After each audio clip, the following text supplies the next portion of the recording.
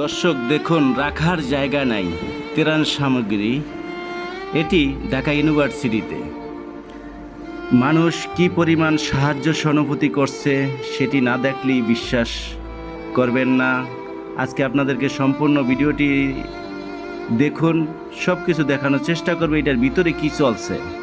এই যে দেখুন দর্শক, মানুষ বলে ছাত্র জনতা, এই যে দেখুন জনতারা বসে রয়েছে এই ছাত্রদেরকে হেল্প করার জন্য একের পর এক। এখানে অনেক গ্রুপ আছে।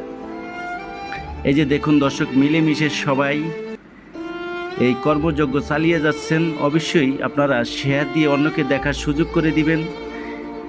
দেখুন দর্শক, কি সুন্দর পরিবেশ। শুধু এই জায়গাটা না, আপনাদেরকে আরও বলে রাখি, এরকম কয়েকটা জায়গা আছে যে এই বন্যা কবলিত মানুষের জন্য ত্রাণ সামগ্রী এখানে থেকে প্রস্তুত করা হয় এবং বাহিরে অনেক ট্রাক আছে।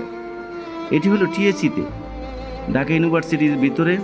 সেটি আপনাদেরকে দেখানোর চেষ্টা করছি।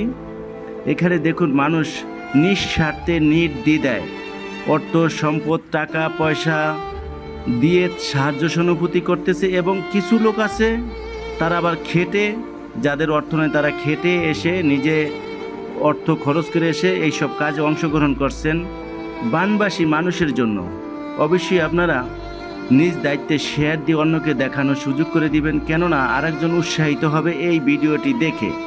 দেখুন দর্শক, বস্তার পর বস্তা, বাহিরেও আপনাদেরকে যে দেখুন বাহিরে কত বস্তা, ভিতরে কত বস্তা, এইভাবে এরকম কয়েকটা জায়গায় আছে। এই যে দেখুন দর্শক, রাখার জায়গা নেই। না দেখলে অনেকেই বিশ্বাস করবেন না যে আসলে কি পরিস্থিতি। সত্যি, হ্যাঁ, এটাই বাস্তব। এইটাই হলো মানুষ মানুষের জন্য, জীবনের জন্য। আমি আপনি যে কোনো সময় বিপদে পড়তে পারি, যেই কোনো সময়। দেখুন এই কুমিল্লা, নোয়াখালী, চিটাগাং, ফেনী, এইসব জায়গায় কখনো তারা বন্যা দেখে না 40 বছরেও।